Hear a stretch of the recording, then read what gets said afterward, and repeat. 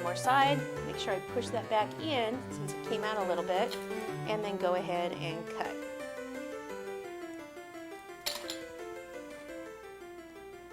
Okay, I just need a tad bit more water in that spot. Okay, and there you go. So it's a kind of a cheating way of doing that.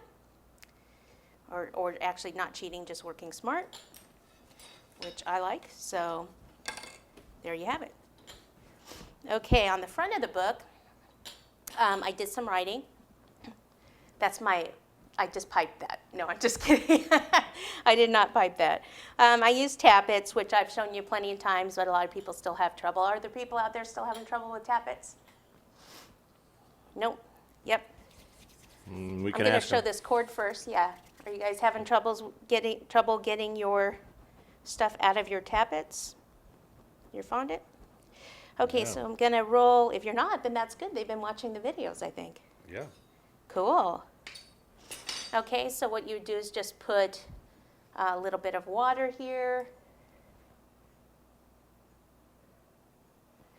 And then take this, lightly press. Palette knife is the best thing to cut it with.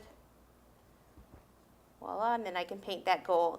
Now the reason I'm using red, and I've told you this many a times, is if I use the red, then all I have to do is paint the top gold, because the red behind it will just blend in with the book. If I did it white, I would have to make sure that I covered every single spot of that with gold.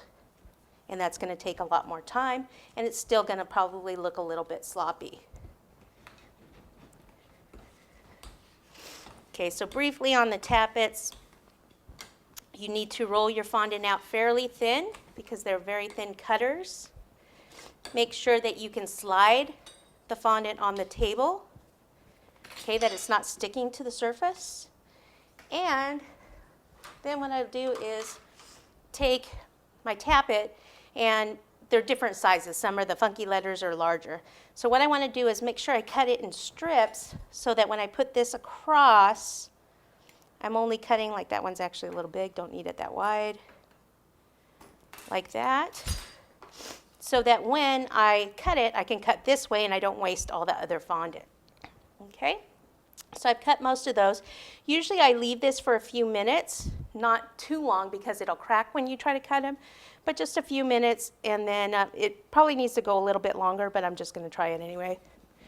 That's why you need to be able to slide it, so I could do that, and then you tap it, and then it goes on the floor, and so you have to do another one. Chasing the other fondant. Yeah, it is. There we go.